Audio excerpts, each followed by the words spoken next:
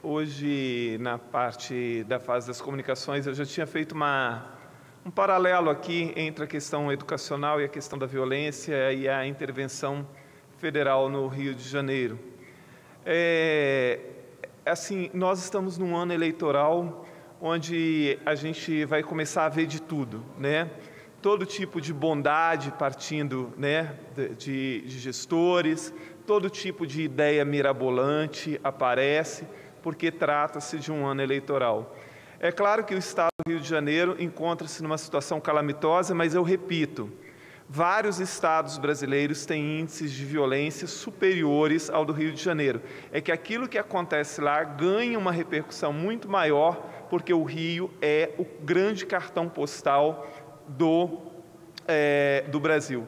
Se a gente comparar alguns índices de violência que tem no Fórum Nacional de Violência divulgado no ano passado, nós veremos alguns índices de violência do Estado do Espírito Santo maiores do que o do Rio de Janeiro. Quando se fala sobre a questão, né, de que nós vimos semana passada uma frase do secretário André Garcia dizendo assim: se os bandidos do Rio vierem para cá, vão se dar mal. Bom, eu não sei se os do Rio vierem para cá vão se dar mal, porque os daqui estão se dando muito bem. Porque o volume de roubos, assaltos, assassinatos, furtos no Estado é exorbitante. Ontem, uma matéria mostrava nos jornais que o Espírito Santo é o terceiro estado brasileiro em furto de celular. Ora, nós somos apenas o 17º estado mais populoso do país. E se nós estamos em terceiro lugar em número de celular roubado, só atrás de São Paulo e do Rio de Janeiro, é porque a situação da segurança aqui é gravíssima. E a crise da segurança aqui não acabou coisa nenhuma, né? A polícia continua desmotivada, o número de policiais da PM reduziu em 10% nos últimos 3 anos, a PM continua sendo a que tem o pior salário do Brasil, o sucateamento da Polícia Civil salta aos olhos, também com salário extremamente defasado, a maior parte das delegacias da Polícia Civil é extremamente sucateadas, no caso da Polícia Civil, uma redução de 40% do efetivo nos últimos 10 anos, então a situação da segurança pública do Espírito Santo não é nada confortável, mas nada tem a ver com bandidos do Rio vindo para cá ou não vindo, é uma outra história. Agora, causa espanto quando você vê o governo federal, sem mais nem menos, sem um planejamento, sem nada, anunciar uma intervenção. Eu acho, deputado Gilcinho, o senhor que é da área da segurança, que quando se anunciou, já tinha que ter um planejamento. Ou seja, o que vai ser feito exatamente? Porque até agora a população do Rio, e nem mesmo o governo, tem a menor noção do que exatamente vai ser feito. Então, me parece muito mais uma jogada política do que efetivamente uma atitude para tentar amenizar o sofrimento do povo carioca. É claro que eu concordo que alguma coisa tem que ser feita de imediato, de pontual, mas a gente sabe, ao mesmo tempo, que a médio e longo prazo essa intervenção não significará absolutamente nada. Porque aquilo que levou o caos ao Rio de Janeiro não foi uma coisa que aconteceu de repente, então agora não se sabe o que fazer, vamos fazer uma intervenção. Isso vem ocorrendo há décadas. O deputado Bruno Lamas aqui lembrou dos governadores presos no Rio de Janeiro.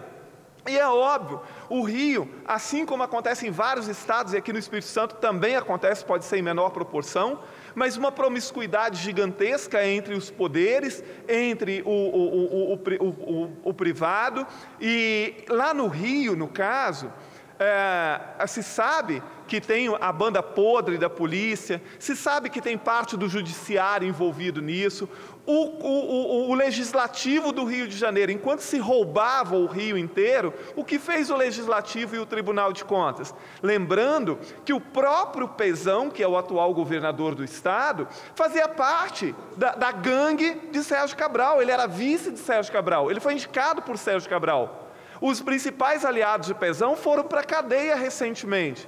Dos 7 conselheiros do Tribunal de Contas do Rio, 6 foram para a cadeia recentemente. Então, assim, é um emaranhado de coisas. E como é que uma intervenção federal, por 10 meses, conseguirá reestruturar a Polícia Militar e a Polícia Civil do Estado do Rio de Janeiro e criar condições para que quando acabar a intervenção, tudo não volte ao que era antes. É praticamente impossível que isso ocorra, deputado Gilcinho. Então, é claro que eu não estou dizendo que não deveria haver intervenção, não deveria haver desta forma, tinha que haver um planejamento antes disso acontecer. E a Assembleia Legislativa do Rio de Janeiro, se fosse efetivamente uma Assembleia, que tivesse capacidade moral, cassava o mandato do governador Pezão, que obviamente perdeu qualquer capacidade de continuar governando aquele estado. Então, aí quando a gente vê toda essa confusão, as pessoas dizem, olha, sou a favor, sou contra, sou a favor, sou contra. O essencial não está sendo debatido. O que levou o Rio de Janeiro e o que leva os estados do Brasil, porque lá no Ceará os deputados federais de lá já estão pedindo a mesma intervenção naquele estado, o que leva a essa violência sem limites em todos os estados, inclusive aqui.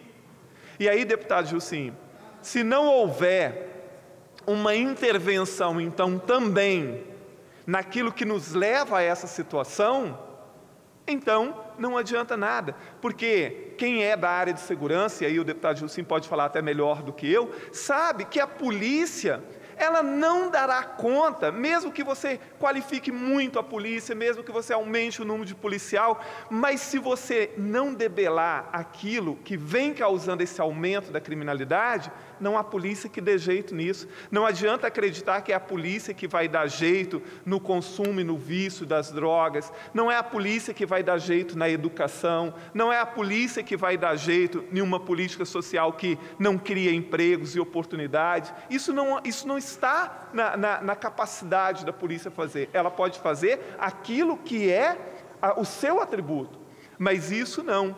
Então, assim, mais do que nunca, eu acho que é o momento da gente refletir como nós estamos lidando com a questão da juventude hoje, da criança e da juventude. Porque hoje, para os bandidos, ele alicia um, e se for morto amanhã, tem 10 para ele aliciar ali. Porque as crianças estão fora da escola, porque os programas educacionais do Estado, dos estados de uma forma geral, não dão conta de manter essas crianças dentro das escolas, não resulta efetivamente em algo profícuo, em algo que possa garantir o futuro da maioria dessas crianças, porque hoje as crianças pobres e os jovens pobres, sobretudo das periferias das grandes cidades, se transformaram em um grande celeiro de mão de obra para a criminalidade.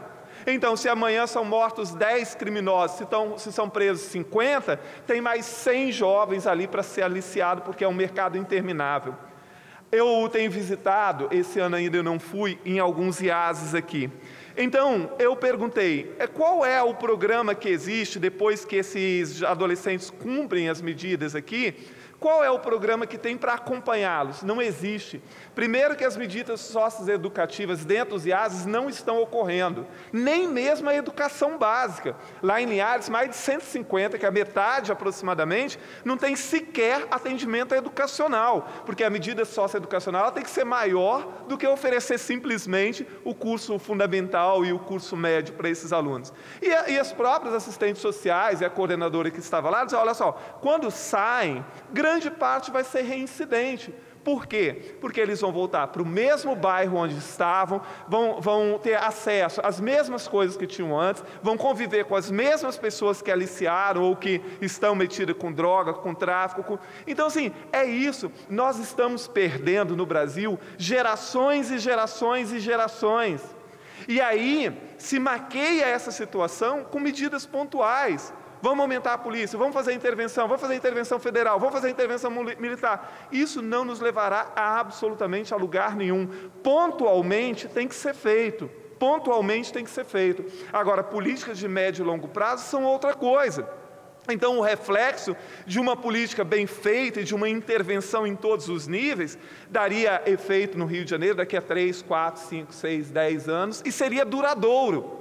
Fora isso, é só imaginar a população do Rio de Janeiro, enquanto durou a Copa e a Olimpíada, viveram num paraíso, porque foi mandado para lá a força militar, foi mandado o exército, foi mandado não sei mais o que, etc. Terminou, voltou tudo a mesma coisa. Então, uma intervenção nesse nível, é claro que a intervenção ali é administrativa, não é uma intervenção meramente de levar policiais e tal, mas como se dará conta dos problemas que levaram o Rio de Janeiro a tudo isso? E lembrando, o que o Rio de Janeiro vive não é muito diferente do que a maior parte dos estados estão vivendo também.